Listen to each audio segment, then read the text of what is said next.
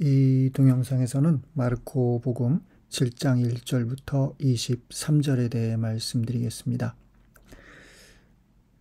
마르코복음서는 전반부 예수의 어떤 갈릴레아 활동과 후반부 예루살렘에서의 예수로 나눌 수가 있는데요.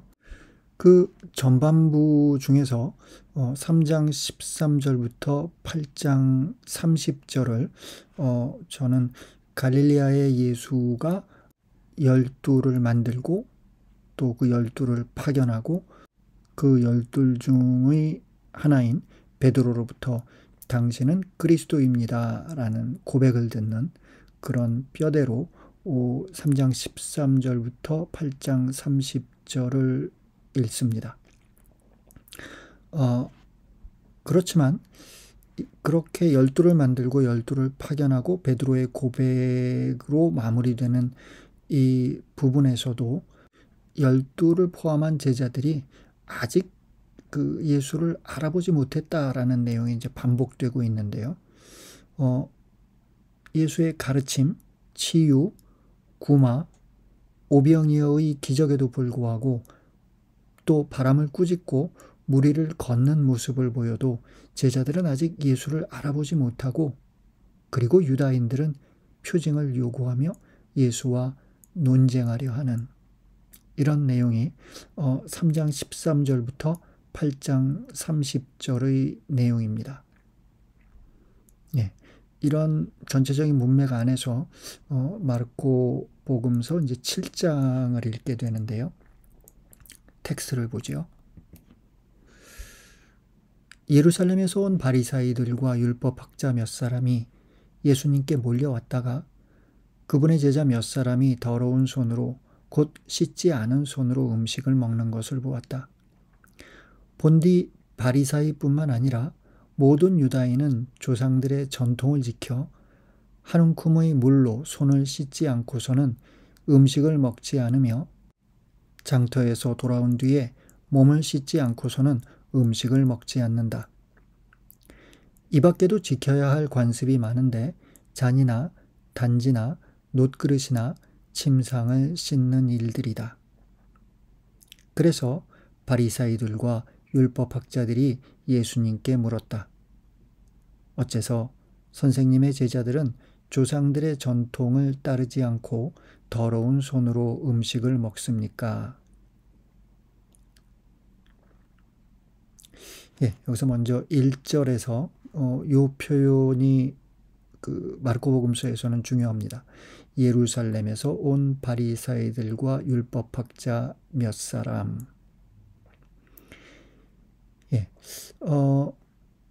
마르코복음서의 전반부에서 예수는 유다 전통과 갈등을 빚는데 그 갈등의 중심에는 율법학자들과 바리사이들, 즉 율법을 중요시하는, 율법의 해석에 있어서 예수와 결을 달리하는 사람들이 위치합니다.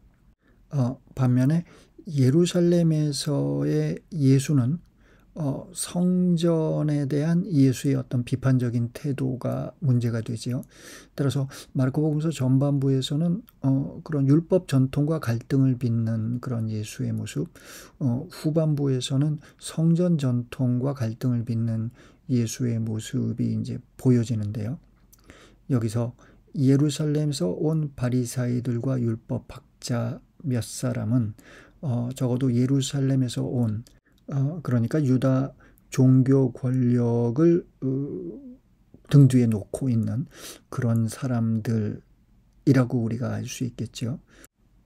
물론 이 이전에도 바리사이들 그리고 율법학자들과 같은 유다인들이 예수의 활동과 갈등 상황에 있었습니다. 7장 이전에도 이런 식의 어떤 갈등 상황이 나오지요. 유다인들이 찾아와서 예수에게 이런 질문들을 합니다. 하느님 한 분 외에 누가 죄를 용서할 수 있단 말인가? 저 사람은 어째서 세리와 죄인들과 함께 음식을 먹는 것이오? 요한의 제자들과 바리사이의 제자들은 단식하는데 선생님의 제자들은 어찌하여 단식하지 않습니까? 저들은 어째서 안식일에 해서는 안 되는 일을 합니까? 이런 질문에 대해 예수가 그들이 기대했던 대답을 하기보다는 오히려 그들을 비판하는 그와 같은 말씀으로 대응하자 마지막 결론은 이거였지요. 마르코복음서 3장 6절입니다. 바리사이들은 나가서 곧바로 헤로데 당원들과 더불어 예수님을 어떻게 없앨까 모의를 하였다. 예. 7장에서 여기 온 바리사이들과 율법학자들은 특별히 예루살렘에서 온 사람들입니다. 따라서 권력의 중심에서 이제 예수님께 파견됐다고 봐야겠지요. 예, 그들은 예수의 제자들이 씻지 않는 손으로 음식을 먹는 것을 봅니다. 정결의 문제지요. 구약에서도 이제 레위기에 보면은 그 정결함과 부정함에 관한 자세한 언급이 나오는데요. 아무튼 여기서는 모든 유다인이 조상들의 전통을 지켜 손을 씻지 않고서는, 물로 손을 씻지 않고서는 음식을 먹지 않고, 그 외에도 유다인들이 그 지켰던 정결과 관련된 조상들의 전통을 복음사가는 자세하게 언급합니다. 그러면서 이렇게 질문하는 거죠. 어째서 선생님의 제자들은 조상들의 전통을 따르지 않고 더러운 손으로 음식을 먹습니까? 예, 여기서 더러운 손으로 음식을 먹는다라는 것은 어떤 위생학적인 이야기를 하는 것이 아닙니다. 여기서 그들에게 중요한 것은 왜 예수의 제자들이 조상들의 전통을 따르지 않는가라는 것입니다. 바꾸어 말하자면 왜 예수와 그의 제자들은 조상들의 전통 위에 세워진 유다 종교 권력에 순종하지 않는가라는 질문이겠죠. 예, 그에 대한 예수의 답변은 이제 두 가지인데요. 첫 번째 답변은 6절부터 시작합니다. 예수님께서 그들에게 이르셨다. 이사야가 너희 위선자들을 두고 옳게 예언하였다. 성경에 이렇게 기록되어 있다. 이 백성이 입술로는 나를 공경하지만 그 마음은 내게서 멀리 떠나 있다. 그들은 사람의 규정을 교리로 가르치며 나를 헛되이 섬긴다. 너희는 하느님의 계명을 버리고 사람의 전통을 지키는 것이다. 예, 유다인들을 향해서 이제 위선자라고 부르는, 특히 이제 바리사이와 율법학자들을 두고 위선자라고 부르는 내용은 마테오 복음서의 특징이죠. 마테오 23장을 참조하시기 바랍니다. 그러면서 예수는 이사야 예언자를 인용합니다. 이제 마테오 복음서에서도 이제 같은 모습을 우리가 볼 수 있는데요. 구약의 어떤 예언 전통과 그리스도 공동체를 하나로 묶는 그런 어떤 신학적 태도입니다. 유다인들이 옛날에 예언자들을 박해하였듯이 그리스도인들 너희도 박해하는 거니까 그렇게 박해받을 때 너희는 행복하다라는 행복 선언이 마테오복음 5장에 나오죠. 예, 마르코 7장 8절은 그런 조상들의 전통을 사람의 전통이라고 바꾸어 부르면서 그 사람의 전통과 하느님의 계명을 대치시킵니다. 표로 보자면 논쟁이 벌어지는 거죠. 예루살렘에서 온 바리사이들과 율법학자들, 그들이 씻지 않는 손으로 음식을 먹는 것을 문제시하면서 조상들의 전통을 존중하지 않는 모습에 관해서 공격하자 예수는 그들이 사람의 전통은 중요시하면서 하느님의 계명은 소홀히 하는 그 모습을 지적합니다. 이것은 그 유다 전통을 이해하고 있는 사람들에게는 굉장히 그 뼈아픈 지적인데요. 왜냐하면 조상들의 전통이라는 것은 근본적으로 하느님의 계명을 잘 지키기 위한 일종의 포장 같은 것입니다. 이제 유다식의 표현을 빌자면 이제 울타리를 치는 건데요.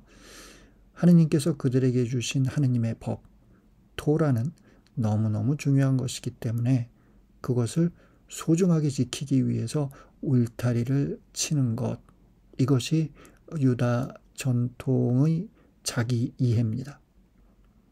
그런데 예수는 지적하는 거죠.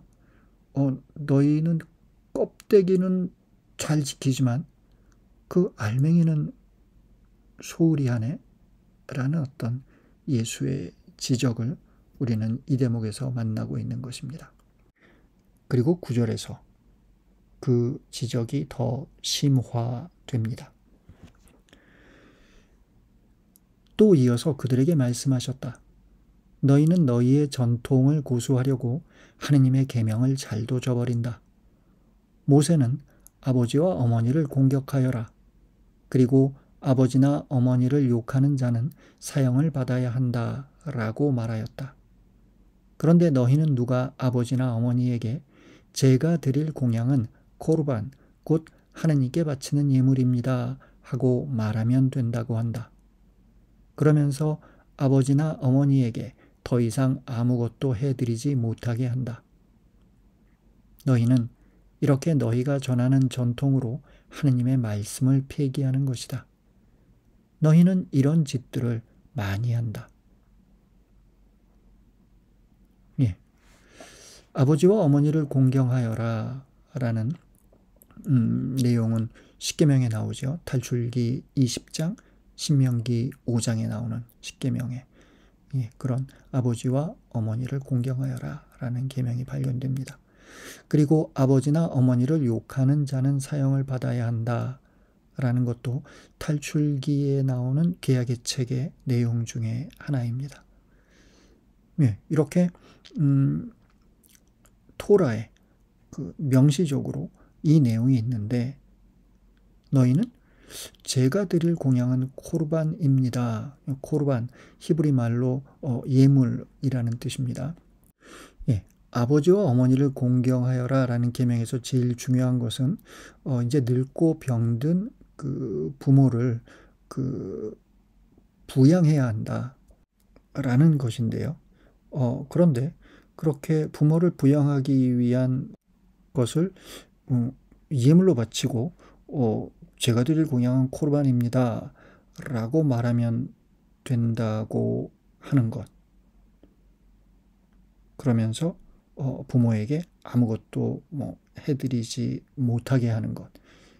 이런 유다 전통의 모습은 오히려 하느님의 법에 맞서는 것이다 라는 지적이죠. 이것은 한 예일 뿐 그 밖에도 너희는 이런 짓들을 많이 한다 라고 예수는 그 바리사이와 율법학자들을 신랄하게 꾸짖습니다. 여기서 본질적으로 예수의 꾸짖음은 바리사이와 율법학자들이 마음에 두고 있는 것은 권력이지 하느님의 법이 아니라는 점입니다. 여기서 이제 그 7장의 그 첫 번째 대목이 마무리되고요. 그리고 이제 예수의 그 대화의 파트너가 바리사이와 율법학자들에서 군중으로 바뀝니다. 7장 14절. 그러고 나서 예수님께서는 다시 군중을 가까이 불러 그들에게 말씀하셨다. 너희는 모두 내 말을 듣고 깨달아라. 사람 밖에서 몸 안으로 들어가 그를 더럽힐 수 있는 것은 하나도 없다. 오히려 사람에게서 나오는 것이 그를 더럽힌다. 누구든지 들을 귀가 있거든 들어라. 예, 여기서 16절은 이제 성경을 보시면 괄호가 쳐 있는데요.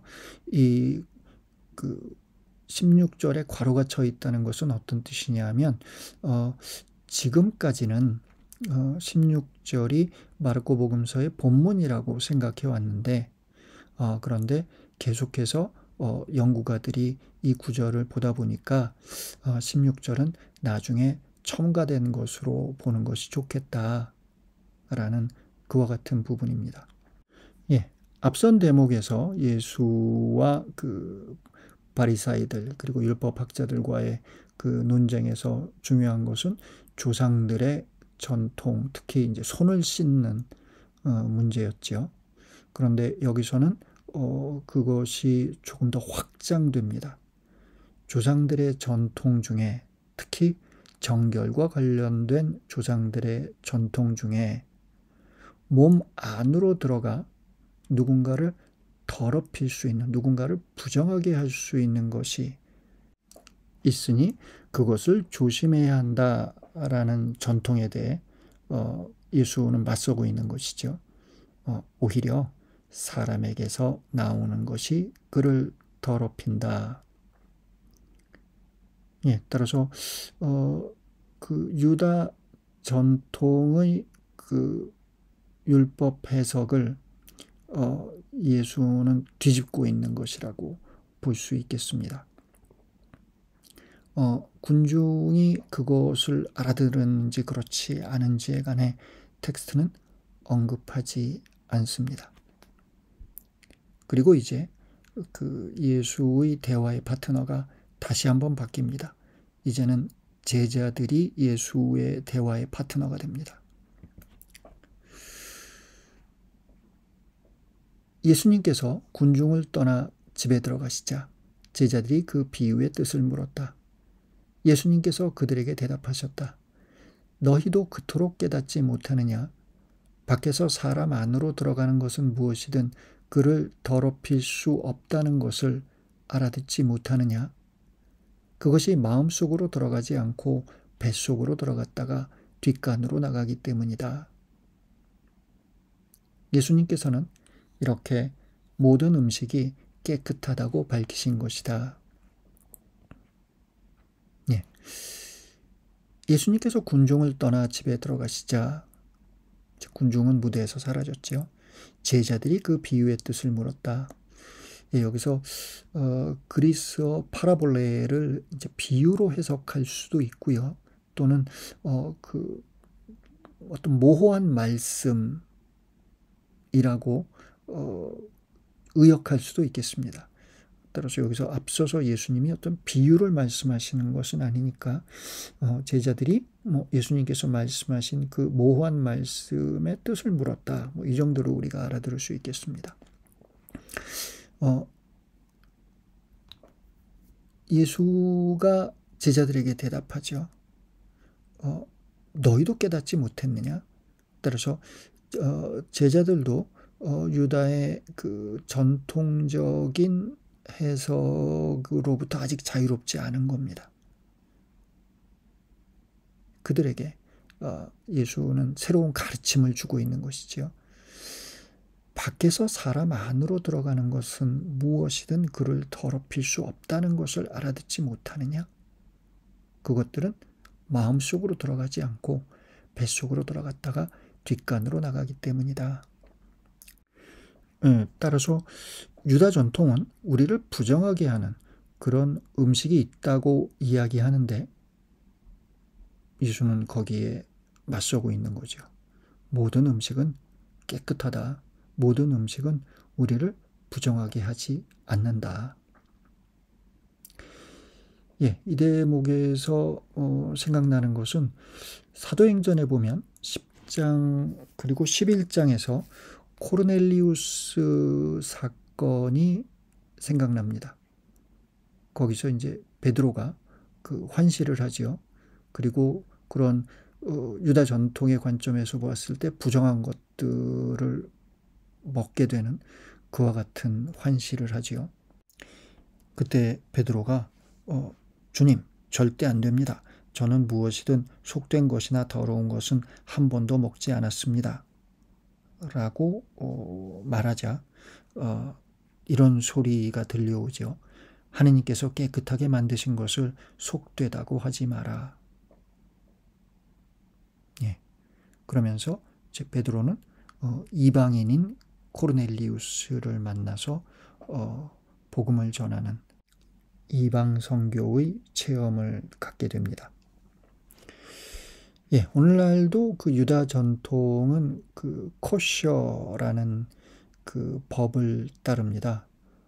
코셔, 그 유다인들이 먹을 음식에 관한 그런 규정들이죠. 어떤 것은 먹고 어떤 것은 먹을 수 없는가, 또 먹을 수 있는 재료라고 해도 또 어떻게 요리해야 되는가, 또 어떤 것들은 함께 먹을 수 있고 또 어떤 것들은 함께 먹어서는 안 되는가, 뭐 이런 그 규정들이죠. 예, 그와 비슷한 내용이 이제 그 아랍 전통에서도 발견이 되는데요.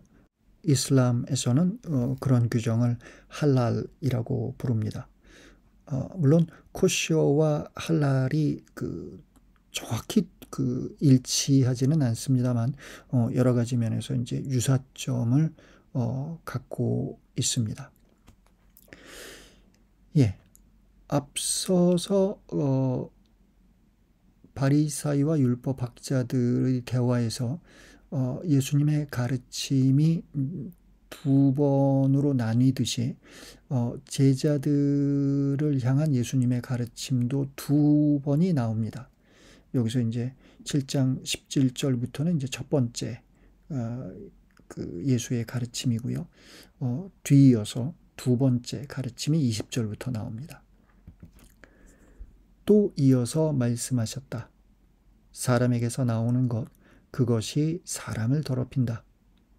안에서, 곧 사람의 마음에서 나쁜 생각들, 불륜, 도둑질, 살인, 간음, 탐욕, 악의, 사기, 방탕, 시기, 중상, 교만, 어리석음이 나온다. 이런 악한 것들이 모두 안에서 나와 사람을 더럽힌다. 예. 여기서 보면은 단지 나쁜 생각들뿐만 아니라 그 나쁜 생각들의 어떤 실천까지도 언급하고 있죠.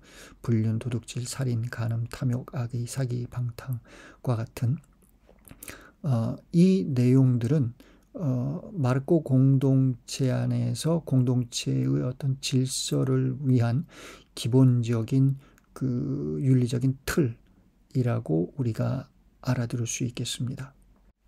그러니까 마르코 복음사가는 조상들의 전통 안에서 만나게 되는 그런 제의적 정결함보다 그리스도인의 도덕적 정결함이 더 상위에 있다는 것을 말하고 있는 것이죠.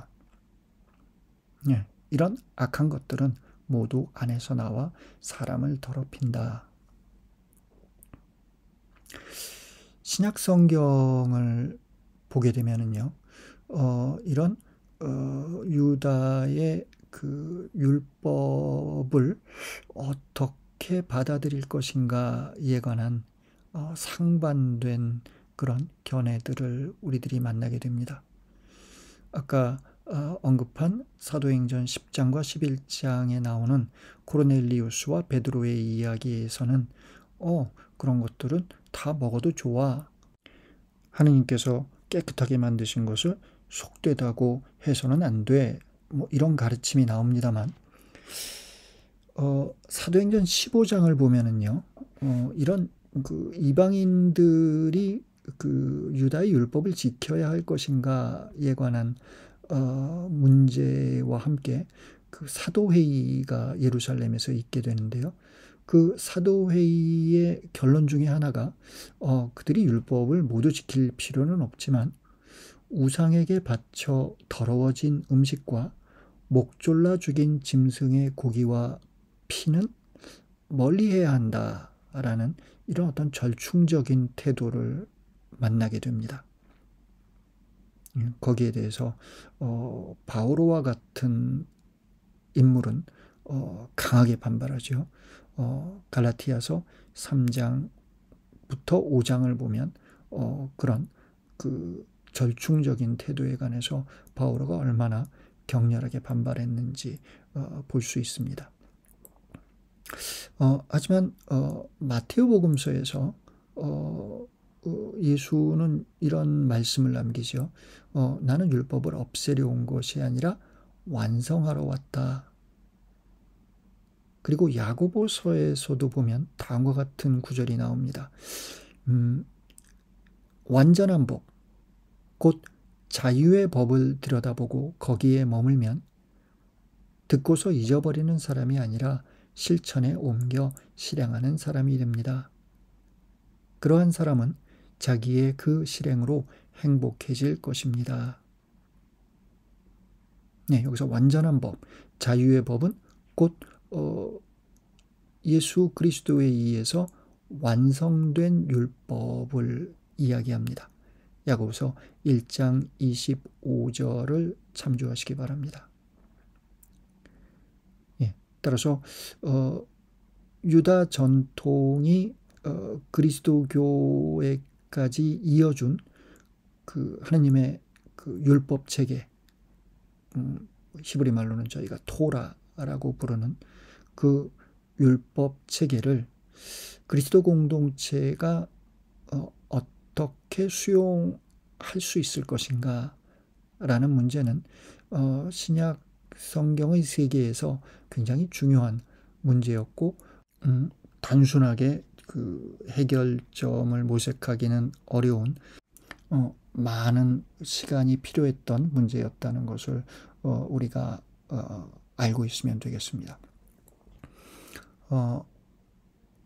오늘날 우리의 교회 안에도 많은 그런 그 제의적 규정들이 있지요. 그런 규정들 안에서 우리들이 정말 하느님의 사랑을 만나고 또 그 하느님의 사랑을 전하고 있는지, 그 제의적 규정들 안에서 우리들이 그 복음적인 자유와 그런 복음적 가치들을 실현하고 있는지, 오늘의 복음은 질문합니다.